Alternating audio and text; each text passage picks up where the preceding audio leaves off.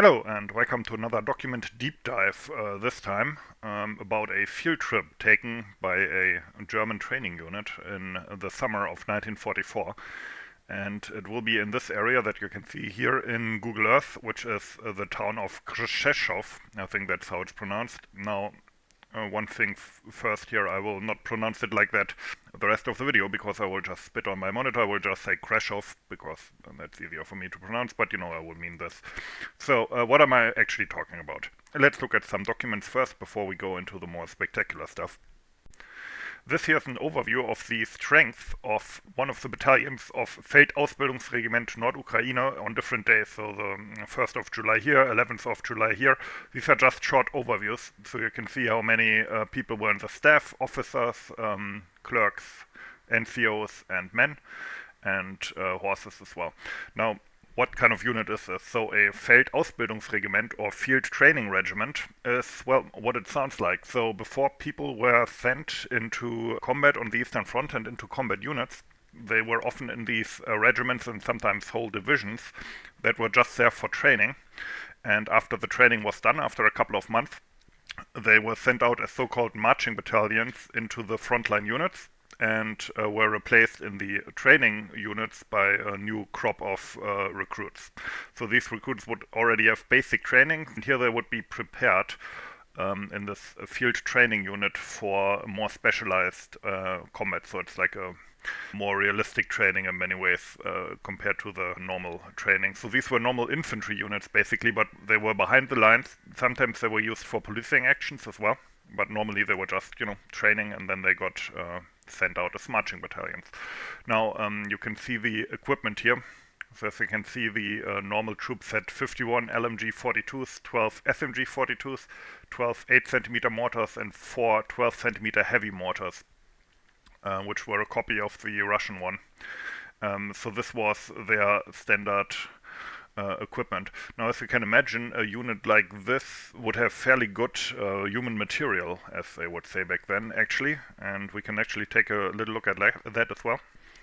So in this part of the report, they show how old the different people were. So these are the different, not ages, but the birth years, obviously. So some were fairly old. Note this was in 1944. The vast majority were born in 1926 or younger. So 17 to 18 years old, I would say, or 19. And over here, you can see there were also some older ones as well, including these who were probably like, oh god, I'm among a bunch of children here. Down here you can also see their jobs. These are people who work with their hands, farmers, special workers, just workers. These are what we would call white-collar workers, either for the state or private business, and students as well. Now, the unit we will actually take a closer look at is the 2nd Battalion of this regiment. You can see their strength here. Sadly, they did not write down their weapons, although I assume it would be similar to the other one as well. Now, at the point we will actually look at the story here, which is here, the 21st of July. They were actually over strength. You can see they have 927 men here, including NCOs and so on. So they were quite over strength. In fact, they had one additional company. Normally there would be the 5th, 6th, and 7th company, and they also had a 7th new company because they had received more recruits than normal. So there were 4 of these in the battalion. Now, why are we actually looking at this? So far, kind of boring, right? Well, they were actually sent to the front in July 1944, directly after this date here. And this was because of Operation Bagration, as well as other Russian offensives later, like the Lov-Sandomierz offensive that had broken the German front line in the east. So they had to patch up these gaps in the front with anything they had available, including using the complete Feldausbildungsregiment Nordukraine, sent them to Poland, and threw them into the front to defend the line at the San River in Poland. And we will take a look in this video series at the combat actions that happened there. You can see again the San River and Krzeszów here, and this is where they were supposed to hold a bridgehead. So we will go from this one to this map here, which is actually kind of complicated and hard to read, not to mention that there's the watermark plastered over it. So I took the liberty of making my own version for this video, which we will use for the rest of it. So this is my impression of this combat area here. I also included for details these strip-like fields that they have in Poland. And yeah, this was the operational area where they had to defend. One thing I want to show you still before we carry on Google Earth, just to make it a bit more clear. The terrain is fairly flat, but not really. Because if you see, we have the town of Kreshow here, and there's these two big, fairly wooded hills overlooking it, which is where the initial defense was anchored. This is something that is hard to appreciate in just 2D, so that's why I wanted to show you that. Back to 2D, so you have these hills here, and if we zoom in, when the field training troops arrived here, they actually found an already kind of prepared position, which was prepared by pioneers, and they dug this anti-tank ditch here, which is the only fortification that the German situation map shows, so there's no trench lines or anything that shown here, but along the edge of these hills they had dug this anti-tank ditch here, possibly also with low forced labor as well. And there were these three bridges that were over this anti-tank ditch, and of course, most importantly, this big bridge here over the San River. I'm gonna now read from the AAR. Combat report on the deployment of the 2nd Battalion Field Training Regiment, North Ukraine, in the defensive battles on the San and Vistula rivers from the 22nd of July, 1944. Situation 8000 hours. The 2nd Battalion Field Training Regiment, North Ukraine, receives the order to occupy the bridgehead at Kreshow with 2 companies, and the San River defensive line to the right and left of the bridgehead with 1 company each. The battalion commander and adjutant, together with the engineer officers assigned to construct the positions, inspect the already partially completed defenses, and subsequently assign the companies to their respective sectors. The following units are deployed. In the bridgehead: 7th Company on the right, 6th Company on the left. On the western bank of the San, facing north, the new 7th Company. Facing south, 5th Company. Now, this actually did not happen like that because, and we will now look at a situation map what actually happened, because I didn't have time to properly occupy these positions. First of all, this is the area, as I said, of the 2nd Battalion. The 1st Battalion was to the north here. The 3rd Battalion was to the south here off map. So this is where the 1st Battalion starts, this is the 3rd Battalion. This is the defensive area. So this is the situation on the 23rd of July. The commander realized that the forces deployed at these important positions are too weak. He therefore requests from the regiment the attachment of 1 company from the 1st Battalion, which had not arrived in time. Number 2, the attachment of Unit Kettenbeil, a security company. Now, some information here, a security company or Sicherungscompany was from obviously a security unit. And these had also normal military training, but they were over age, not like Volkssturm over age, but think late 30s to 40s, right? That kind of thing. And they were usually used against partisans, but here also one of these companies was thrown into the fray. They were normally equipped with German rifles and Russian LMGs, but sometimes you can also get reports that they had French LMGs or like old German LMGs, like MG13s, that kind of thing. But sadly I have not found any more distinct information about them. So I continue reading from the report. These attachments are ordered. Subsequently, Unit Kettenbeil, which I have marked with K, is positioned to the right, adjoining 7th Company, from the road to Tarnogrod down to the San River. So, down here. In the San River defensive line, 5th Company holds the right sector, down here. The new 7th Company, which I have marked as the Germans did with 7N, the center. The 2nd Company the left sector. The second company was attached from the first battalion because this sector was bigger and the first battalion hadn't, so they had to, it hadn't arrived here in time, so they had to improvise a bit. So this is from the other unit, the second company. Took the left sector here. The battalion command post, which I haven't drawn in here, moved from the eastern bank of the Sun, the market square in Kreshov, to the western bank, approximately 600 meters southeast of the bridge, somewhere here. The companies are connected to the battalion command post by telephone wire. The battalion is further reinforced with the following attachments. One platoon of 7.5 centimeter anti-tank guns under Lieutenant Wiegand, one platoon of heavy infantry guns under Lieutenant Frille, one platoon of light infantry guns under Lieutenant Berger, one engineer platoon under Lieutenant Otto, one engineer platoon from the staff company under Sergeant Schulz. So these are the positions here. 6th company here, all of course deployed behind the anti-tank ditch. 7th company here, the Kettenbeil security unit down here, and then you have the river line along the San here until the 5th company, which kind of extended off map here, but it's not that important. And that was the actual position, and now they basically waited for the Russians. What you can see also here is that they had combat outposts in these adjoining villages here. So Kamionka Dolna, Kamionka Gorna, Kreshov Gorny, and Kreshov Dolny down here, these outskirts. Although this, I guess, was the main defensive line.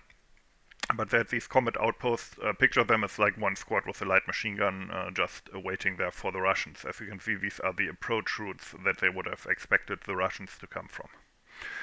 And yeah, at 1800, the Russians had come close enough. This is on the 23rd still. At 1800, they had come close enough that they blew up these 3 bridges here over the anti-tank ditch and basically prepared for defense. I will read from the AAR now.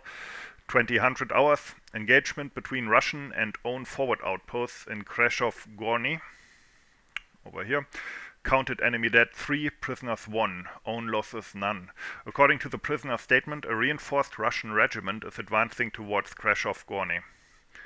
2200 hours. An enemy armored reconnaissance vehicle with mounted infantry attempts to advance along Tarnogrod-Kreshov road but is halted by the 7th company. The enemy infantry dismounts and attacks. A counterattack drives the enemy back. The armored car retreats in reverse. The enemy leaves 19 dead in front of our positions. This is weird to me. They mention 1 armored car, but 19 infantry on it. I mean, I know the Russians like to jam infantry on their armored vehicles, but this seems odd. I wonder what kind of vehicle that was. Was it like a M3 scout car, an American Lend-Lease, or maybe a captured Hanomag or something? But how would they get 19 people in there and then still have people to, drive back? Seems kind of weird. I wonder if there were more armored cars that didn't drive as far forward, but also dismounted infantry or something like that. Bit odd. But okay. So this was, as I said, at 2200 hours, so at the end of the 23rd, when first contact was made. Obviously at this point these combat outposts would have retreated. And then on the 24th, that's when the real battle started. At 1:45 the first attacks came. First weak along the roads, and then later starting at 5:40 a.m. with tank support as well. Also, there's mention of AT gun and mortar fire all throughout this sector here. We will start talking about the 24th of July now. I will not read out the complete combat report, just some highlights, so you get an idea how the battle roughly went. So at 8:15 hours, enemy preparations for a large-scale attack are detected. The commander reports to the regiment that the enemy is assembling in front of the Kreshov bridgehead, deploying from the north, east and southeast in regimental strength, supported by 20 tanks and an artillery battalion identified in the woods north of Kamionka. Urgent support from artillery or aircraft is requested. 8:30 hours. The commander realizes that the positions cannot be held with the weak forces available against an enemy 12 times stronger. On his own initiative, he establishes contact with Colonel Dawn, the commander of the air forces. Colonel Dawn promises prompt air support.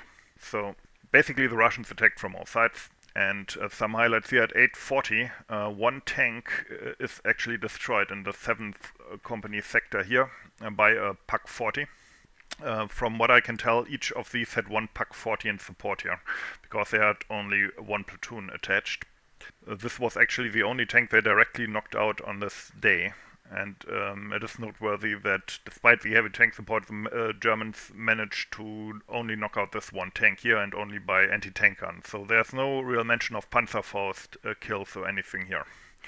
So without going into too much detail, the Russians attacked from all sides. They broke into several sectors here, were thrown out again, broke in again, and after a while they had basically pushed in this complete sector into the build-up area of Kreshow here. To give you an idea, this is from the German operational map. You can see the directions of the Russian advances and the break-ins, as well as their positions that they held and where the German companies got pushed back. So there are still these 3 companies, but they are now much constricted here. I will continue reading here. 900 hours. The 5th Company reports 300 Russians have crossed the river in the company's right sector. So remember, the 5th Company was downriver there. The company is engaged in heavy defensive combat. The enemy has been partially halted in close quarters fighting. The new 7th Company is also under attack by several hundred enemy troops who are crossing the Sun River on rafts. 9:25 hours, the 5th Company can no longer withstand the enemy assault, especially as the enemy has already broken through at the 3rd Battalion's right adjoining sector. The commander orders the right flank to be withdrawn and to re-establish contact with the 3rd Battalion. And the situation then had deteriorated. The Russians were across the river here. These are the rough positions of the 7th New Company and the 5th Company. So the flank was being pushed in while they were still holding up here. The 2nd Company from the 1st Battalion is not mentioned here, but they apparently kept holding their river, but the Russians had also established themselves on the eastern bank while attacking Kreshow itself. Carrying on with the report, 09:35 hours, after a short but intense artillery barrage, the enemy renews the attack along the entire front. At that very moment, the aircraft promised by Colonel Dawn, 4 Arados, arrive and through precisely aimed bombing bring the enemy's assault columns to a halt. Now, I find this quite interesting. They mention Arados here. I think these were these kind of biplanes, right? I don't think they are the jet bomber that is more famous. That's a bit early for that. It also says here that around 10 a.m. an 88mm flak battery appears at the command post here, and is also sent into combat, but there's not that much detail there, except that they forced some tanks to turn back, but apparently didn't destroy any. Carry on reading. 1100 hours. The enemy launches a new attack from Kamionka, I think that's this one, with approximately 400 men, supported by tanks and direct fire guns mounted on self-propelled carriages. The commander again telephones Colonel Dawn, urgently requesting Stuka support. Within 10 minutes, 12 Stukas arrive and drop their bombs on the reported targets, enemy-occupied villages and ravines in front of 6th and 7th Company. The bombs land accurately on target. Direct hits are observed on 2 anti-tank gun positions and 1 self-propelled gun, whose parts are seen flying through the air. The Stukas also drop their bombs into enemy assault wedges positioned close in front of our own lines, thereby bringing the attack to a complete stop. The attacks were, however, renewed later in the day. As darkness slowly fell, the situation was as follows. I keep reading here. 21:45 hours. The enemy attacks can only be contained after fierce resistance by 6th and 7th Companies in the 2nd defensive line, which you can see here. The commander again requests reinforcements from the regiment. It is promised that a Luftwaffe combat battalion will be brought forward by truck to be committed in support. 2200 hours. The battalion commander of the Luftwaffe combat battalion arrives at the command post and reports that he can commit only 1 company to the bridgehead. This company is to be brought forward during the night. The enemy's losses over these days are very high. However, only the enemy dead lying within our own lines can be counted, while those lying in large numbers in front of the position can only be estimated. Counted enemy dead, 158. Estimated enemy dead, 200. The number of wounded must be very large, as our defensive fire and the air bombardments were highly effective. Enemy weapons destroyed, 1 T-34 tank, 1 armored car heavily damaged, 2 anti-tank guns, 1 self-propelled gun, 2 heavy machine guns. Own losses, 1 killed, 19 wounded, 4 missing. So yeah, I'm gonna zoom out now. This was the situation here at the end of the 24th of July. They were boxed into crash off here. The line across the river had been broken, and they were roughly holding these positions. And this is where we will stop for now. I hope you're interested enough to watch the follow-on videos as well. I will follow this engagement until the end. Anyway, hope you enjoyed it. Thanks for watching and have a nice day.